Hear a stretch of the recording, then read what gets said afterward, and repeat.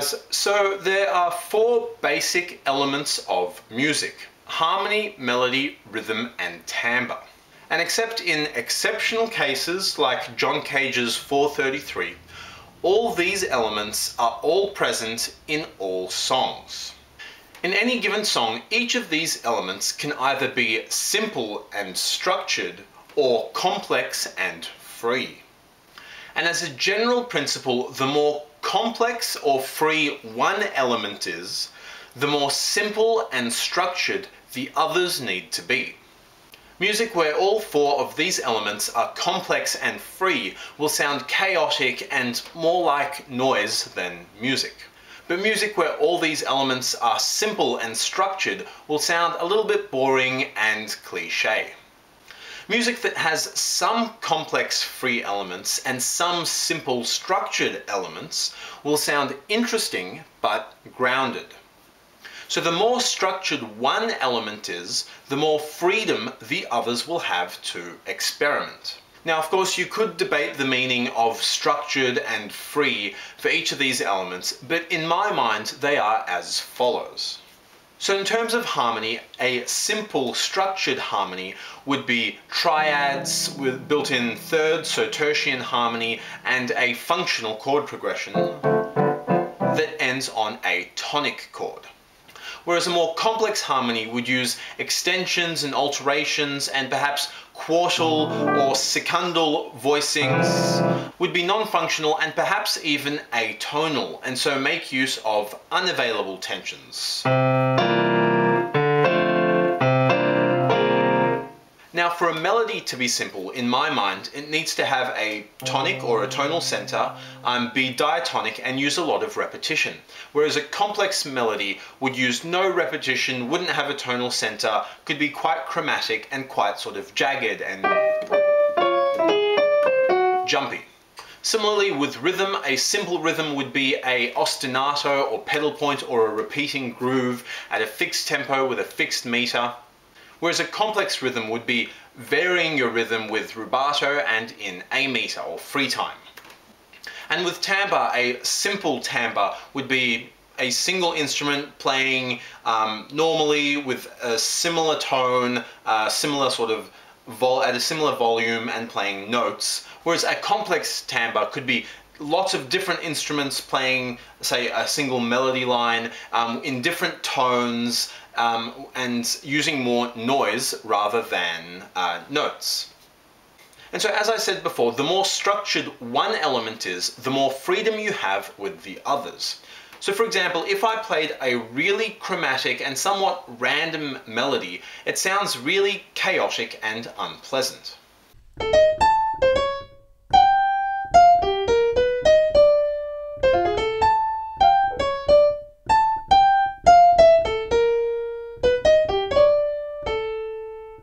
But if I played a nice simple functional chord progression under this random chaotic melody, it straight away sounds a little bit more grounded and like I kind of know what I'm doing. And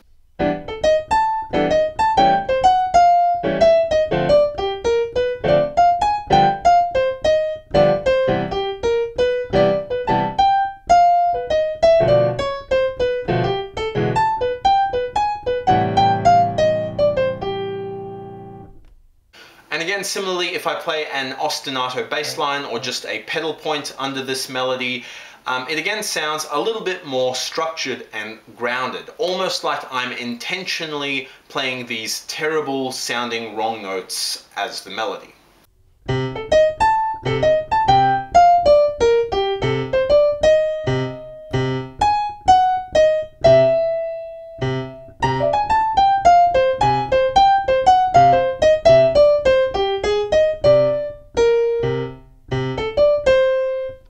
Or say by playing this really jagged and chaotic and unpleasant melody, but playing it in a repeating strict rhythm. Say I am in swung eighth notes the whole way through, so that we're varying the pitch a lot, but the rhythm is constant. That kind of makes it sound a little bit better. Again, a little bit more grounded, like you know what you're doing, like you're doing it intentionally, because the simple, static, repeating rhythm kind of makes up or grounds the fact that you're playing really terrible, jagged pitches that go all over the place and aren't really connecting in any smooth, meaningful way. The structure in your rhythm allows you more freedom in the pitches or the actual notes that you choose.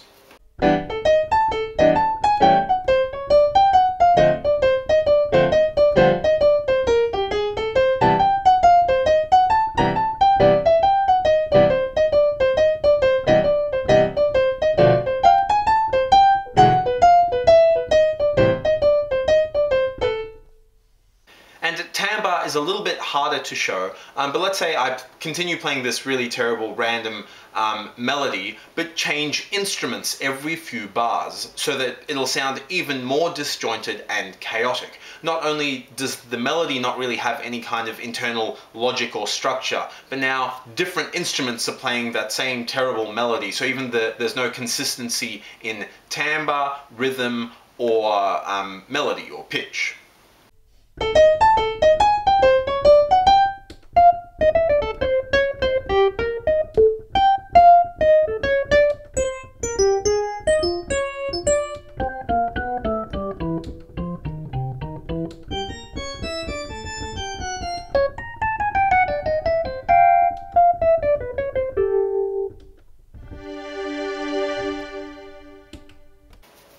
Right, so you need some elements to be simple and structured, and some elements to be complex and free.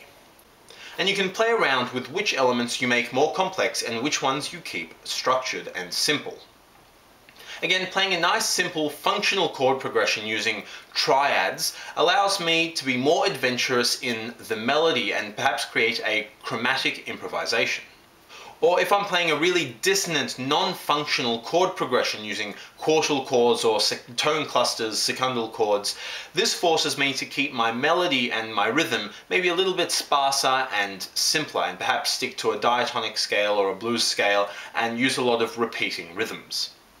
But if I play a complex harmony with a chromatic, complex melody and vary the rhythm all the time and vary the timbre so that different instruments are playing each bar, it's going to sound really chaotic and unpleasant and like I don't know what I'm doing. Right, so simple elements give music its forms and patterns and its structure, but are inherently boring. Whereas complex elements add interest and excitement to your music, but are quite chaotic and can cause you to lose some of that structure. So really, you need a combination of free elements that give you excitement and some structured elements that give you structure to create interesting music. That is, these elements should be balanced. And this concept of balance is similar to that of tension and resolution. But while tension and resolution is temporal in that it relates to building and reducing the complexity of a single element over time, the idea of balance is more spatial in that it relates to the relative complexity of all the musical elements at a particular point in time.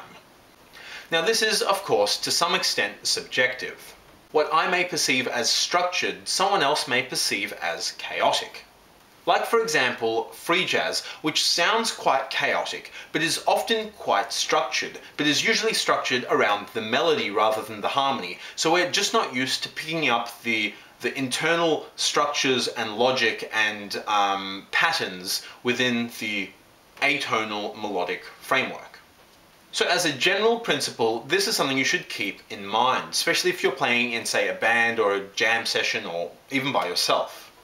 So for example, if you are in a jam session and you hear the soloist is doing some really wacky, jagged tritone jumps and really complex sounding, atonal sounding chromatic melodies, then back off on the complexity of your chords and maybe just play some simple seventh chords with a simple voicing, maybe in just tertian harmony. Don't play anything too over the top or too many extensions or too many alterations or too many substitutions, because that's just going to cause a lot of sort of, well, more chaos. You're going to add to the chaos that the soloist is already creating.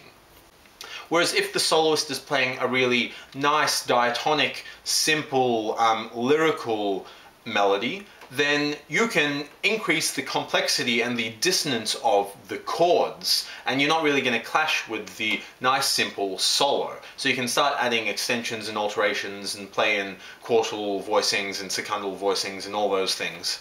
As long as you continue listening to the soloist, so that when he starts going more complex, you dial it back again, right? And so on. So it's kind of a two-way conversation. And in fact, if you look across many genres of music, you'll find that this principle generally holds. Modal jazz, for example, uses quartal harmony, which can sound quite dissonant and complex, but often has quite simple melodies. Bossa novas often use quite complex and syncopated rhythms, and so also generally have quite simple melodies, like for example the one-note samba.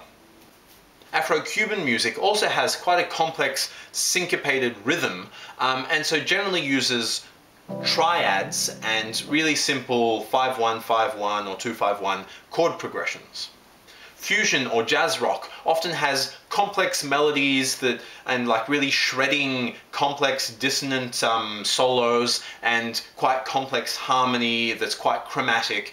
And so very often just has a pedal point or a ostinato repeating bass line that kind of grounds the whole thing and brings it all together, and again makes it sound like it's an intentionally dissonant piece of music that's grounded on this piece of repeating bass line. And outside of jazz, thrash metal and EDM, electronic dance music, often use really distorted timbre and noise, so like really distorted guitars or really distorted electrical sounds and things like that. And so generally use quite simple harmony, so either power chords, which is just the 1 and the 5, or triads, and often use quite simple and repetitive melodies. So again, if you have some really complex elements of music in your genre or song or whatever, you really want to ground that and temper that by making the other elements a little bit simpler and a little bit more boring, so that you preserve some structure around your song. Cool, and that's it for me. Thanks for watching, guys, and see you next time.